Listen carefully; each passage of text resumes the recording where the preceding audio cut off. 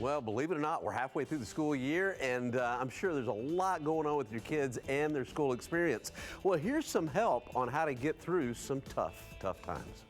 Dr. Ann-Louise Lockhart, pediatric psychologist, we're so happy to have you in studio because we know kids are so important, their future, their livelihood, they're your babies, and I think it is a great topic for parents to maybe learn from, something that could help them in something that is affecting a lot of your clients that you may see is anxiety. Yes.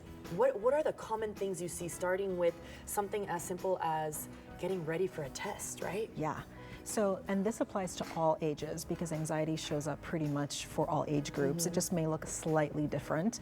So test anxiety is something that we're seeing a lot where kids are afraid of failing, or they're afraid of not doing their best, or having all the information fall out of their head, and they just shut down. And so we're seeing a lot of this kind of perfectionism and procrastination in studying because of that.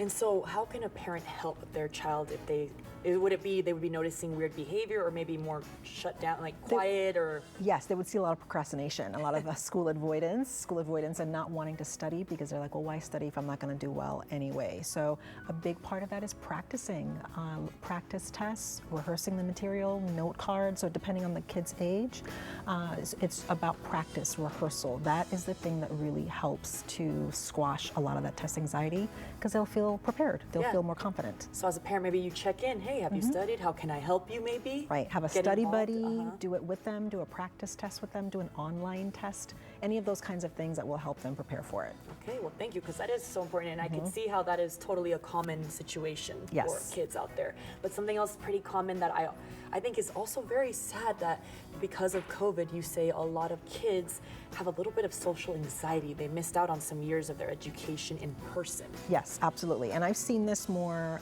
with the younger kids going into preschool and kindergarten. I've seen a lot of social anxiety where they just shut down and they don't want to interact.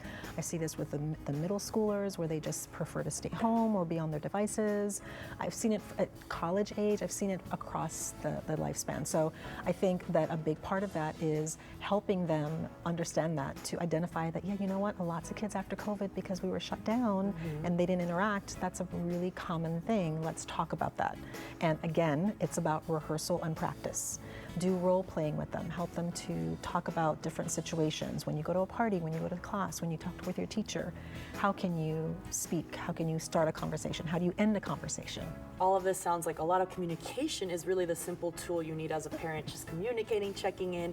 And this one could be really difficult when a child or teen is irritable and they're being sassy, bratty. What do you do? Yes. So that often is a cover-up for lots of anxiety and even depression, but parents and caregivers often mistaken that for being sassy, bratty, irritable, moody.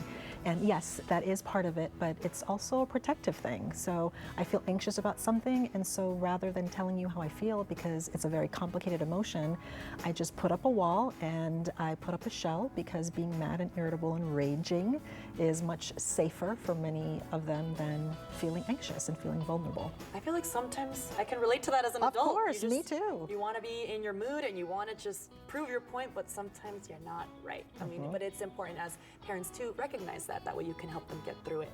How can people reach out to you and get more information, or maybe book an appointment with you? Yes, so they can go to my website at anewdaysa.com. We're a New Day Pediatric Psychology. We have therapists, play therapists, parent coaches who can help, and they can reach out.